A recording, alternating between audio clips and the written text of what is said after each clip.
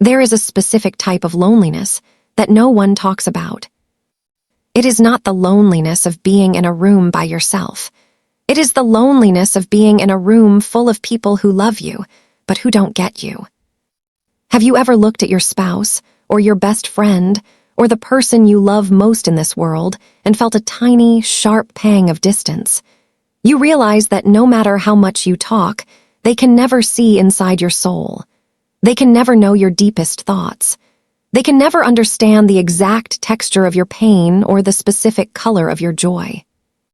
There is always a wall of skin, a wall of words, a wall of human limitation. We spend our entire lives trying to break down this wall. We search for the one. We search for the soulmate.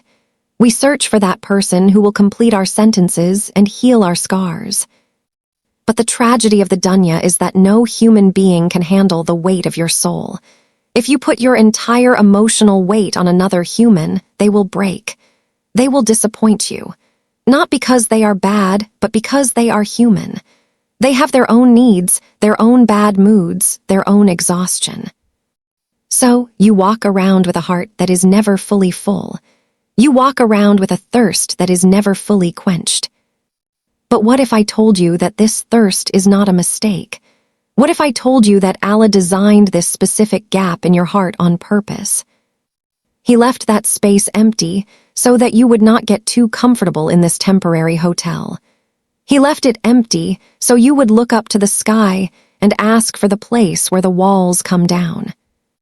The Quran, the book that reads you while you read it, speaks directly to this hidden desire. It describes a companion who is not just physically perfect, but emotionally tailored to the exact frequency of your soul. Today, we are going to open the pages of the Quran. We are going to look past the surface-level translations we have heard 1,000 times. We are going to dive into the deep ocean of Arabic linguistics and Tafsir to uncover the reality of the Hoor Al Ayn asterisk. This is not a fairy tale. This is a promise from the Lord of the worlds, and the details will leave you breathless. Let's start with the word itself. In Surah Ad-Dukhan, Surah At-Tur, Surah Al-Waqiah, and Surah An-Naba, Allah mentions them. But why Hoor? The Arabs used to live in the desert. It was dusty. It was beige. It was brown. In that environment, the most striking contrast you could see was the contrast between the black of the night sky and the white of the moon, or the black pupil of the eye against the white sclera. Hoor comes from the root word hawara asterisk, which implies an intense, startling contrast. It refers to eyes that are so intensely white and so deeply black that they capture your soul the moment you look at them. But it's not just about color. It implies a sense of asterisk bewilderment asterisk. When you look at something so beautiful that your brain stops working, that is a form of asterisk hawar asterisk. Allah is telling you, I have prepared for you a companion whose beauty will reboot your mind. But let's go deeper. Let's look at the psychology of this companion in Surah Al-Waqiah. Allah says, Hoor Al Ayn, Ka'amthali al-Lali al-Maknoon. And for them are fair women with large, beautiful eyes, the likeness of hidden pearls. Surah Al-Waqiah 56, 22-23. Why pearls, and why hidden maknoon? In ancient times, and even today, the pearl is unique among gems. A diamond needs to be cut. A ruby needs to be polished. A gold nugget needs to be smelted. All other gems need human intervention to make them beautiful. But a pearl is born perfect. You open the oyster and there it is, complete, round, glowing. It doesn't need to be fixed. Allah is describing a spouse who does not need to be fixed. In this world, marriage is a project. You are constantly working on each other. Please change this habit. Please stop doing that. We need to go to therapy. It is work. But in Jannah, the Hoor is the pearl. She is born ready for you. She is created with a personality that perfectly matches yours. There is no friction. There is no getting used to each other. There is only immediate, seamless perfection. And maknoon means hidden, protected, preserved. This speaks to the male psychology of exclusivity. A man's greatest insecurity in a relationship is the past. Who did she love before me? Who looked at her before me? Allah removes this anxiety completely. The Hoor Al Ayn are maknoon. They have been kept in the shell of Jannah, protected from the eyes of men, protected from the touch of jinn, protected from the dust of history. She has no ex-husband. She has no ex-boyfriend. She has no memories of another man. You are the first face she has ever loved. You are the only name she knows. This brings us to one of the most romantic descriptions in the entire Quran, found in Surah Ar-Rahman. Fihina kasaratu at tarfi. In them are those who limit their glances. Surah Ar-Rahman 55-56. What does kasarat at tarf mean? Translators often say chaste glances or modest gazes, but the literal meaning is so much more powerful. It means she restricts her eyesight only to you.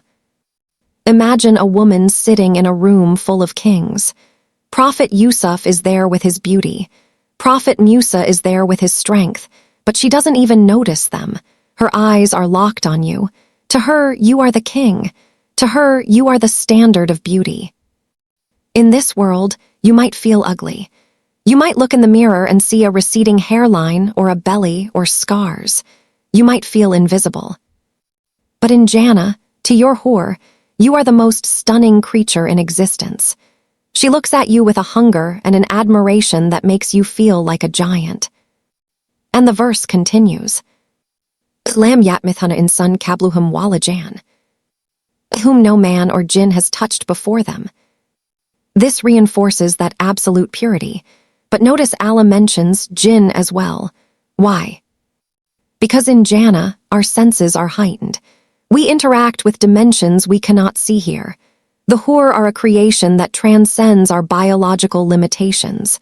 They are pure light and saffron, yet tangible and real. But here is where the Quran gets even more descriptive. In the same surah, Ar-Rahman, Allah describes their physical nature with a metaphor that has baffled poets for centuries. Ka'inahana al-yakotu wal margin. As if they were rubies and coral. Surah Ar-Rahman 55-58. Why these two stones? Why rubies and coral? Scientists and scholars have pondered this. The ruby is transparent. If you hold a ruby up to the light, you can see through it. It glows from the inside. The coral is opaque. It has a solid, beautiful, milky color, often referencing the precious white or pink coral. Ibn al-Qayyim, the great doctor of the heart, explained this. He said this describes the perfection of their skin. It has the asterisk clarity of a ruby, meaning it is luminous, glowing, free of any blemish or pore. And it has the asterisk whiteness and softness of the coral. There is a hadith where the Prophet, peace be upon him, says that you can see the marrow of her calf through the flesh, like a red thread through a white pearl. Some people hear this and get grossed out. They think of X-rays anatomy. But that is a modern medical interpretation. The Prophet, PBUH, was speaking to desert Arabs who loved metaphors. He was describing delicacy. He was describing skin so thin, so refined, so pure, that it seems translucent with light. In this world, our skin is thick to protect us from the sun, from bacteria, from cuts. In Jannah, there is no sun to burn you, no bacteria to infect you. So the skin doesn't need to be a shield. It becomes pure light. Now, let's move to Surah An-Naba. Wakawibitraba. And full-breasted companions of equal age. Surah An-Naba 78-33. This verse is often the subject of controversy or awkwardness, but we must not be shy of the words of Allah. Allah created the human body, and He describes the rewards in a way that appeals to the human instinct. Kawib implies youth, firmness, the peak of womanhood. It implies that they do not age. Gravity does not affect them. Time does not touch them. But look at the second word, atraba. This is the key. Atraba comes from the root asterisk terb asterisk, which means dust or ground. How does dust mean equal age? Because children who play together in the dust are usually the same age. So, atraba means peers or perfectly matched in age. Psychologically, this is huge. When there is a large age gap, there is a generation gap. You don't get each other's references. You don't share the same energy. But atraba means she is exactly at the prime of her life, and you are exactly at the prime of yours. You are perfectly synced. She is your best friend. She gets you. The Quran is painting a picture not just of a trophy wife, but of a soul companion. But I know what you are thinking. This sounds amazing, but also strange. Will I really be happy with a woman who isn't human? Let's look at the first moment. Imagine you have just crossed the Surat, the bridge over hellfire. You have been dipped in the river of life. You have been purified. You approach the gates of Jannah. The angels welcome you. Salamun alaikum. You are led to your palace. The Prophet, PBUH, said the tent of a believer is made of a single hollowed pearl, 60 miles high. You walk in. The floor is made of musk. The pebbles are pearls. And there, reclining on a throne of gold and emerald, she is waiting. She stands up. And the moment you see her face, you forget every pain you ever felt in the dunya. You forget the heartbreak of your divorce. You forget the rejection of that proposal. You forget the loneliness of those cold nights. She smiles, and when she speaks it is not just sound, it is melody. The Prophet, PBUH, said, "Indeed, in paradise there is a gathering for the Hoor Al Ayn in which they raise their voices with singing, such as created beings have never heard." What do they sing? They sing, "We are the eternal ones who never die. We are the joyful ones who never feel miserable. We are the satisfied ones who never get angry. Blessed is the one who belongs to us, and we belong to him." We belong to him. This is the validation you have been craving. In this world, you have to fight to belong. You have to prove your worth at your job. You have to prove your worth to society. In Jannah, you belong simply because you asterisk are asterisk. You are the prize. And here is a secret that makes the believing men cry. Why are there multiple Hoor? Some narrations say 2, some say 72, some say more. Is it just greed? No. Each Hoor represents a different shade of Allah's beauty, and each Hoor reflects a different aspect of asterisk your asterisk deeds. Some scholars have suggested a beautiful connection. Perhaps one Hoor is the embodiment of your tahajjud prayer, quiet, luminous, peaceful. Perhaps another is the embodiment of your jihad struggle, fiery, passionate, intense. Perhaps another is the embodiment of your sadaqah charity, generous, soft, comforting. When you look at them, you are not just looking at strangers. You are looking at your own legacy. You are looking at the physical manifestation of the worship you sent forward. They are your deeds, turned into companions. But now, we must address the sisters. I know, listening to this, a woman might feel a tightening in her chest. Where is my reward? Why is it all about the men? My dear sister, do not measure the generosity of Allah by the limitations of human jealousy. In the Quran, Allah uses the male pronoun often as the default for mankind, but the rewards are for the asterisk nafs, the soul. Walehem ma yashtahuna. And for them is whatever they desire. If you are a woman in Jannah, you are not on the sidelines. You are not a spectator. You are the queen. The Hoor Al Ayn are the companions of the garden, but you are the owner of the garden. There is a massive difference between the one who is part of the furniture of the palace and the one who owns the palace. The Hoor Al Ayn never suffered for Allah. They never wore hijab when it was hard. They never lowered their gaze when they saw a handsome man. They never bit their tongue when they were angry. You did. Because of that struggle, your light in Jannah is different. The Prophet, PBUH, indicated that the women of this world will be superior to the Hoor Al Ayn, just as the outer lining of a garment is superior to the inner lining. The Hoor will look at you with awe. They will be your handmaidens. They will serve you. And as for your spouse, if you enter Jannah with your husband, Allah removes the jealousy from your heart. Wa nazana mafi sudurihim min gil. And we will remove whatever is in their breasts of resentment. Surah Al-Araf 7:43.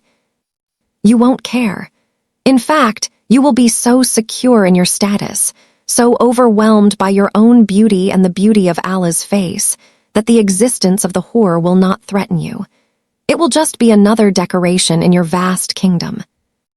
And if you were single in this world, or if you had a bad husband, Allah will marry you to a man in Jannah who is perfectly suited for you, a man from the people of the dunya who has been perfected, or a special creation. You will not be lonely. You will be the desire of the desire. So what is the price? How do we buy this? The currency of Jannah is not Bitcoin. It is not dollars. The currency is sabr, patience, and taqwa, God consciousness. To the young men watching this, I know it is hard. I know you walk down the street and the billboards are calling you. I know you open your phone and the algorithms are feeding you softcore pornography. I know the girls at school or work are available. I know the fire of desire burns in your veins. But listen to me. Do not trade the ruby for the glass. Do not trade the pearl for the plastic. Every time you lower your gaze, you are paying the dowry of a Hoor Al Ayn. Every time you swipe away, you are adding a brick to your palace. Every time you feel lonely on a Friday night because you refuse to go to the club, Allah is commanding the angels to decorate your throne. You are not missing out. You are saving up. Imagine a man who saves his money for 50 years to buy a private island. While he is saving, he drives an old car. He eats simple food. People laugh at him. Live a little, they say. But he smiles because he knows what is waiting. And the day he steps onto his private island, nobody is laughing anymore. You are that man. This world is the old car. This world is the simple food. Let them have their haram relationships. Let them have their one-night stands that leave them feeling empty and used in the morning. Let them chase the temporary high. You are chasing the eternal. And remember, the greatest joy in Jannah is not the Hoor. The Hoor are there to point you to Allah. When you see the beauty of the Hoor, you will realize the beauty of the artist who sculpted her. If the painting is this mesmerizing, how beautiful is the painter? There is a moment described in the narrations where the believer is with his Hoor. He is lost in her beauty. She is the most stunning thing he has ever seen. And suddenly, a light shines from above. A light that makes the Hoor look like a candle in front of the sun. The believer looks up, and Allah speaks. Salamun alaykum, ya ibadi. Peace be upon you, O my servants. And the veil is lifted. And you see him. You see the face of your Lord, the one you prayed to when you were crying in your room, the one you trusted when everyone else left you, the one you loved more than your desires. And in that moment, you will not look at the Hoor. You will not look at the palaces. You will not look at the rivers. Because looking at Allah is the only happiness that matters. The Hoor is the gift. Allah is the giver. Love the giver more than the gift, and he will give you the gift and himself. So keep your head up, keep your eyes lowered, keep your heart clean. The reunion is coming. The loneliness is almost over. Just a few more miles to go. Hold on. Fi namal usri yusra, in namal usri yusra. For indeed with hardship will be ease. Indeed with hardship will be ease. Surah Ash-Shar 94, 5-6. And what an ease it will be.